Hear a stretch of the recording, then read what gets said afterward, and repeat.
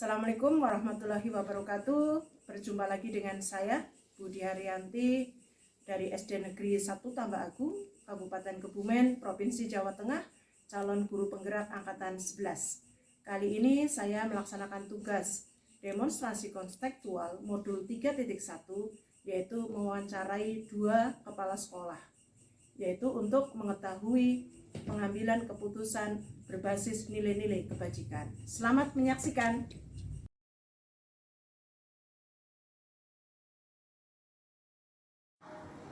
Assalamualaikum Bapak. Waalaikumsalam Ibu. Bagaimana kabarnya Pak? Alhamdulillah sehat. Ibu sendiri bagaimana Pak? Alhamdulillah kabar saya juga baik Pak. Ya semoga kita selalu disehatkan ya Pak ya. Amin. Baik Pak, mohon maaf sebelumnya saya mengganggu kegiatan Bapak pagi hari ini yang kemungkinan ada kegiatan lain Pak. Ya, silakan menurut Ibu. Baik Pak, alhamdulillah terima kasih ya. Begini Pak, saya ini mendapat tugas demonstrasi kontekstual modul 3.1 ya Pak. Saya kan CGP angkatan 11 sudah sampai di modul 3.1 terkait dengan hal itu, yaitu tugas saya mewawancarai kepala sekolah. Nah yang pertama itu saya ditugasi oleh fasil saya cenderung untuk membuat video wawancara Pak. Jadi yang saya wawancarai nanti ada 2 narasumber. Yang pertama dari kepala sekolah di SD kita sendiri yaitu Bapak, dan nanti untuk narasumber yang kedua adalah dari SD yang lain. Kalau saya ini sudah memilih untuk di SD Negeri 2 Tambak Agung begitu Pak. Nah untuk sesi yang pertama ini saya mewawancarai Bapak selaku kepala sekolah di SD Negeri 1 Tambak Agung sebagai narasumber yang pertama Pak. Kira-kira Bapak berkenan untuk Pak? Alhamdulillah ya bersedia. Terima kasih sekali Pak. Mohon izin nih Pak. Ya, dengan senang hati Bu. Ini nanti ada beberapa pertanyaan Pak terkait dengan Bapak di sini selaku kepala sekolah, yaitu terkait dengan pengambilan keputusan segala sesuatu yang pernah terjadi di SD Negeri 1 Tambak Agung. Nanti saya akan menyampaikan ada 8 pertanyaan Pak terkait itu. Bapak siap ya Pak? Siap, dengan hati. Pertanyaan pertama Bapak begini. Selama ini bagaimana Bapak dapat mengidentifikasi kasus-kasus yang merupakan dilema etika atau rujukan moral di sekolah yang Bapak pimpin ini Pak? Ya, mengenai kasus dilema etika. Ini karena kasus ini adalah benar lawan benar. Jadi saya memang pernah menghadapinya di sini. Berbeda dengan kasus yang rujukan moral. Kalau rujukan moral itu nanti sudah jelas karena benar lawan salah. Dengan cara mengidentifikasinya ya namanya, dan menindaklanjuti, kemudian mengevaluasi yang sebelum dievaluasi itu sudah menimbulkan titik permasalahannya dan titik keluarnya. Seperti itu. Jadi identifikasi kemudian baru dilihat permasalahannya itu, kemudian nanti ada titik temu untuk solusinya. Iya, solusinya. Karena ini berkaitan dengan kebijakan yang dilema etika itu, karena sudah benar lawan benar sih. Jadi ada nantinya kebijakan lah yang menguntungkan kedua belah pihak tentunya.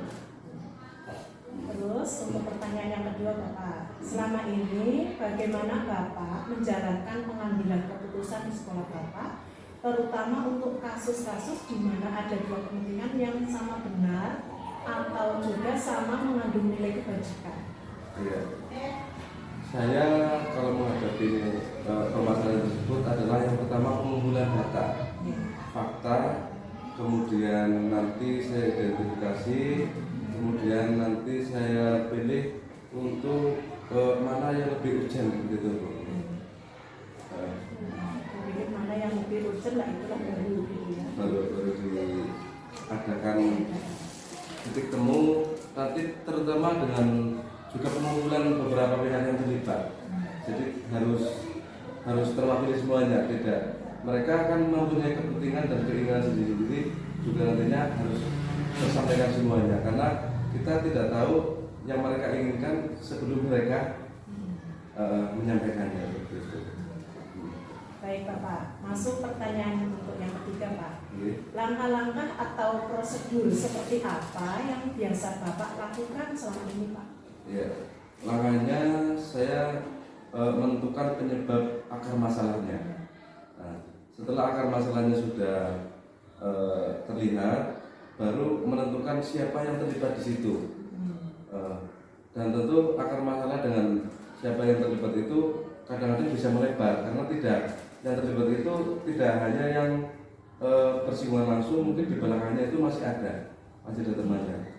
Kemudian saya berdiskusi dengan warga sekolah, terutama karena ini nantinya keputusan yang diambil ini yang berpihak pada murid seperti itu. Ya, baik Pak. Untuk soal berikutnya untuk nomor 4, pertanyaan ya. Untuk soal yang ya tulis ya. Pertanyaan yang keempat, hal apa saja yang selama ini Bapak anggap efektif dalam pengambilan keputusan pada kasus-kasus di kita? Oke. Dalam pengambilan kasus ini saya lebih ke kebijaksanaan. Iya, jadi kebijaksanaan dengan mempertimbangkan situasi dan juga kepentingan yang terlibat. Ya dalam hal ini yang lebih urgent itu yang kami kedepankan gitu. Iya. Misalkan ada 3 masalah, tapi mana yang paling skala prioritas Iya, harus skala segera ya Pak? prioritas, dibuat skala prioritas betul. Iya. Iya. Untuk berikutnya di sini, hal-hal apa saja yang selama ini merupakan tantangan dalam pengambilan keputusan pada kasus-kasus dilema etika yang Bapak jumpai, Pak? Iya, tantangannya ketika benar lawan benar itu saya harus bisa membuat kedua belah pihak itu tidak ada yang kecewa. Ya. Karena ketika saya mengambil keputusan itu ada satu yang merasa kecewa, itu saya belum berhasil dalam menentukan keputusannya. Jadi saya membuat suasana nyaman, suasana damai yang saling menerima dan berikan pengertian bahwa ini adalah yang salah satu pihak yang dirugikan, itu tidak ada. Ini untuk kepentingan bersama. Seperti itu. Kemudian apakah Bapak memiliki semacam jadwal Pak, jadwal tertentu ya dalam sebuah penyelesaian kasus dilema etika? Apakah Bapak juga langsung menyelesaikan di tempat atau memiliki waktu khusus atau jadwal khusus untuk menyelesaikannya? Kemudian bentuk atau prosedur seperti apa yang akan Bapak jalankan? Terima kasih. Saya melihat untuk permasalahannya itu, ketika permasalahan itu ringan dan bisa diselesaikan pada waktu itu juga, itu secara cepat saya langsung selesaikan, karena lebih cepat lebih baik supaya tidak menimbulkan permasalahan yang lain. Tetapi kalau permasalahannya itu sudah agak berat dan melibatkan beberapa orang, melibatkan beberapa pihak yang bisa untuk membantu penyelesaiannya, itu akan kami buat jadwal. Dan jadwal itu juga secepat mungkin dengan cara menghadirkan keseluruhan yang terlibat dalam permasalahan tersebut. Sebelum semuanya hadir itu belum saya mulai. Jadi nantinya keputusannya ditakutkan karena kita harus mendengar aspirasi mereka. Jadi mereka itu punya masalah itu kan aslinya mereka punya keinginan tersendiri, punya tujuan masing-masing. Yang mana nanti tujuannya ketika yang paling di skala prioritas itu paling ujung, paling nomor 1, yaitu yang kami putuskan seperti itu. Terima kasih. Terima kasih Pak. Adakah seseorang atau faktor-faktor apa yang selama ini mempermudah atau membantu Bapak dalam mengambil keputusan dalam kasus dilema etika ini? Ya, terima kasih. Tentu ada Bu. Yang pertama, orang itu adalah yang bermasalah. Itu sangat membantu. Yang kedua adalah tokoh-tokoh yang ada di sekitar kita, itu pemikirannya juga akan sangat membantu kita dalam mengambil keputusan. Jadi saya tidak bisa untuk mempertimbangkan keputusan itu secara pribadi dari diri sendiri tanpa pertimbangan dari orang lain. Ketika itu permasalahannya adalah harus diselesaikan atau harus membutuhkan banyak pihak begitu. Berbeda dengan permasalahan yang ringan yang di kemudian harinya itu tidak akan menimbulkan permasalahan baru atau efek-efek negatif yang lain, ya saya berani seperti itu. Untuk terakhir nih Pak, Ini dari semua hal yang telah disampaikan, pembelajaran apa yang bisa Bapak petik dari pengalaman Bapak di sini dalam posisi untuk mengambil keputusan yang dimiliki Pak? oke. Di sini pelajaran yang saya ambil adalah kebijakan. Walaupun dalam kebijakan itu banyak tantangan, ada risiko, dan ada seperti salah satu pihak yang belum untung seperti itu. Tetapi karena kebijakan itu pasti ada hal-hal resiko-resiko. Cuma di sini saya akan meminimalisir.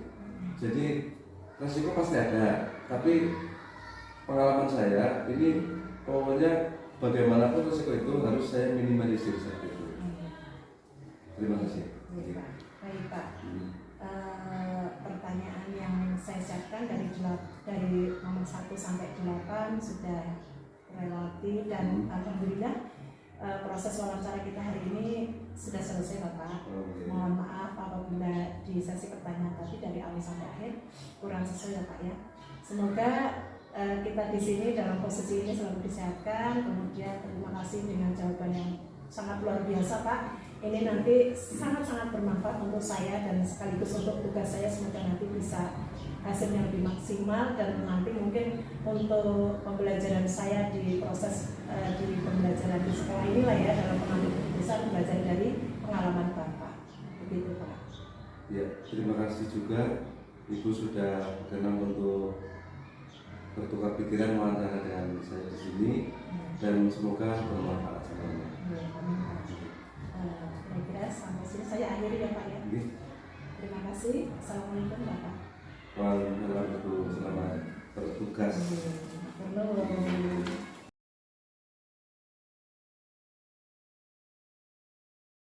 Assalamualaikum Ibu. Waalaikumsalam warahmatullahi wabarakatuh. Baik, gimana kabarnya Bu? Alhamdulillah baik Bu. Alhamdulillah kabar kita semua baik ya Bu. Semoga kita selalu sehat ya Ibu untuk kegiatan kita jadi di setiap harinya untuk meningkatkan gitu. Baik Bu, perkenalkan saya Budi Ariyanti Bu dari SMI 1 Tambak Agung. Mohon maaf sebelumnya saya mengganggu kegiatan Ibu untuk pagi hari ini Bu, yang mungkin seharusnya Ibu ada kegiatan yang lain. Gak apa-apa Bu, dengan senang hati dan siap saya. Alhamdulillah, terima kasih. Begini Ibu, saya mendapat tugas saya kan sekarang sedang mengikuti pendidikan perwira Ibu angkatan 11, sudah sampai di modul 3.1 yaitu demonstrasi konseptual. Di sini saya harapannya bisa mewawancarai ada 2 narasumber. Yang pertama itu kepala sekolah saya sendiri, kemudian yang kedua adalah kepala sekolah dari instansi yang lain. Nah, karena di satu desa ini ada 2, saya nggak usah jauh-jauh kemana-mana, langsung ke sini, ke SD Negeri 2 Tambak Agung. Nah, saya memilih Ibu Dr. Anda Juniati Ibu selaku kepala sekolah SD Negeri 2 Tambak Agung. Ini nanti untuk menjadi narasumber saya yang kedua. Kira-kira Ibu berkenan Bu? Ya, siap Bu. Baik Bu. Mohon izin, ini nanti akan saya sampaikan beberapa pertanyaan Bu. Saya sudah membuat ada 8 pertanyaan terkait dengan pengambilan keputusan Ibu terkait dengan kasus atau apapun yang terjadi di SD Negeri 2 Tambak Agung.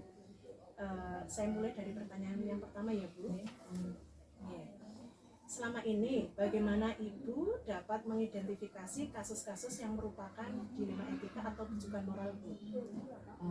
Cara saya selama ini di sini itu dengan cara mengidentifikasi kasus yang kami hadapi dari dilema etika atau kejukan moral itu dengan melihat dampak yang akan ditimbulkan di kemudian waktu, misal mungkin baik buruknya Ibu, serta siapa saja pihak yang akan merasakan dari dampak itu. Baik Bu, jadi dilihat dari kira-kira dampaknya yang akan timbul bagaimana ya. Kemudian bagaimana Ibu menjalankan pengambilan keputusan di sekolah Ibu, terutama untuk kasus-kasus di mana ada 2 kepentingan yang sama-sama benar Bu, atau sama-sama mengandung nilai kebajikan. dalam mengambil keputusan dalam kasus di mana ada dua kepentingan yang sama-sama benar, biasanya saya akan melihat sejauh apa itu kepentingan tersebut selaras dengan aturan atau norma yang ada di sekolah. Seberapa luas juga dampak atau pengaruh kebijaksanaan tersebut bagi siswa dan guru. Lalu bagaimana pengaruh kebijakan tersebut dalam jangka pendek dan jangka panjang. Nah, untuk itu kita tidak dapat kalau tergesa-gesa memutuskan harus ini itu, kami tidak bisa. Jadi harus dengan hati yang tenang, yang pokoknya suasananya yang nyaman lah, biar keputusannya ke depannya itu baik bagi semua. Berarti dengan rasa yang tenang dulu ya, tenang dulu baru kita bisa mencapai solusi baik dengan masalah.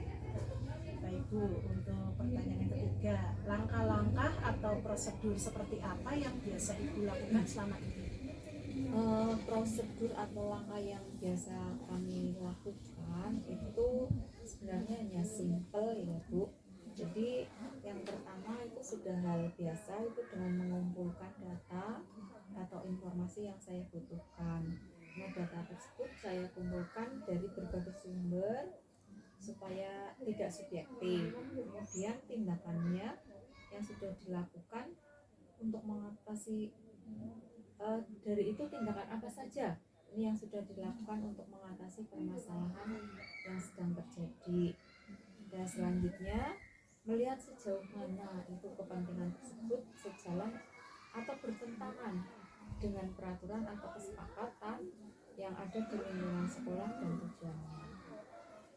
Nah, juga harus mempertimbangkan ya Bu, seberapa luas dampak atau pengaruh kebijakan tersebut bagi siswa, guru, orang tua, dan juga lingkungan di sekitarnya. Jadi jangan sampai ada hal buruk ya. Ya, terus bagaimana pengaruh kebijakan tersebut untuk jangka pendek dan jangka panjangnya. Jadi apa ya, benar-benar perlu dipikirkan ya. Itu antara lain Bu. Baik Bu, jadi langkah-langkahnya ternyata tahapannya seperti itu ya Bu ya. Berikutnya, hal-hal apa saja yang selama ini Ibu anggap efektif dalam pengambilan keputusan pada kasus-kasus di etika di sekolah Ibu? Menurut saya itu yang paling efektif dalam pengambilan keputusan adalah kita harus tahu terlebih dahulu akar permasalahannya. Nah, dari situ telah melalui tahapan-tahapan yang benar dalam mendampingi dan mampu mengkomunikasikannya dengan baik. Pertanyaan untuk yang kedua Bu, hal-hal apa saja yang selama ini merupakan tantangan? Jadi tantangan bagi Ibu dalam pengambilan keputusan pada kasus-kasus dilema etika di sekolah Ibu. Tantangan kami adalah itu ketika menghadapi situasi di mana sama-sama memiliki dampak yang berimbang, baik untuk jangka waktu jangka panjang dan jangka pendeknya. Itu sangat menjadi tantangan Seperti itu. Kemudian terkait dengan permasalahan atau penyelesaian masalah atau keputusan di sini, apakah Ibu memiliki waktu khusus atau jadwal tertentu dalam sebuah penyelesaian kasus dilema etika? Apakah Ibu langsung menyelesaikannya di tempat saat itu, ataukah memiliki sebuah jadwal khusus untuk menyelesaikannya? Nah, saya tidak selalu punya jadwal tetap Bu, tetapi saya selalu berusaha menyelesaikan masalah secepat mungkin sambil memastikan semua langkah yang diambil dengan hati-hati. Nah, biasanya saya membuat rencana dan memberikan tenggat waktu untuk setiap langkah.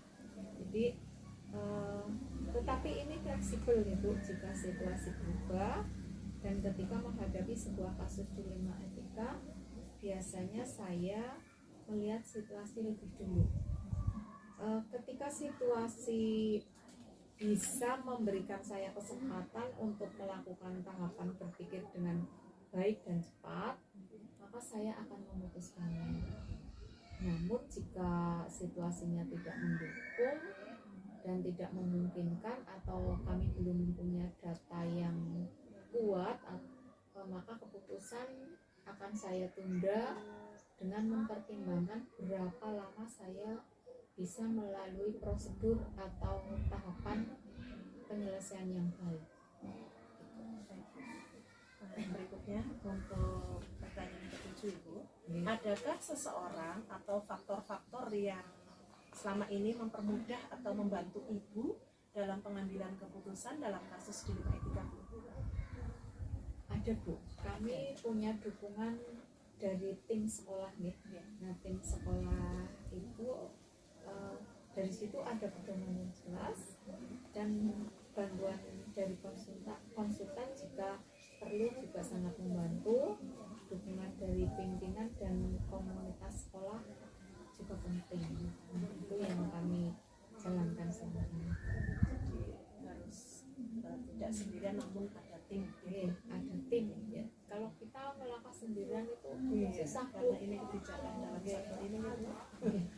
Untuk pertanyaan terakhir ya Ibu, dari semua hal yang telah disampaikan tadi dari pertama sampai ketujuh, pembelajaran apa yang dapat Ibu petik dari pengalaman saat Ibu mengambil keputusan dilema etika?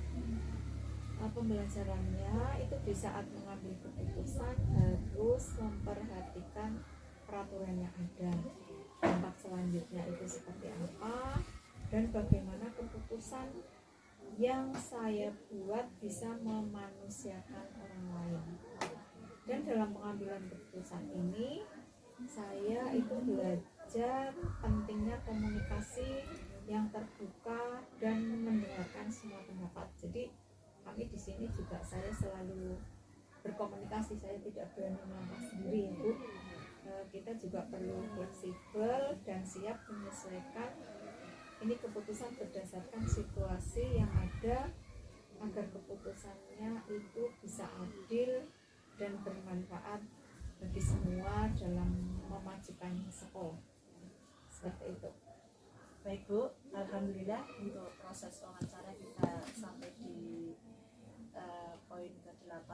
Kita hari ini sudah selesai untuk sesi wawancaranya. Mohon maaf ya Bu apabila tadi ada pertanyaan yang kurang sesuai. Semoga bisa dipahami lah untuk bermanfaat juga untuk saya sebagai guru otomatis belajar dari apa yang sudah Ibu sampaikan. Nanti dalam pembelajaran mungkin kan ada semacam kasus yang harus saya selesaikan juga begitu. Jadi ada gambaran yang luar biasa dari jawaban-jawaban Ibu untuk praktek langsung saya di lapangan. Semoga bermanfaat untuk saya. Terima kasih banyak sekali lagi ya Bu. Ya, sama-sama. Dan untuk kali ini saya akhiri ya Bu ya. Terima kasih. Assalamualaikum. Waalaikumsalam.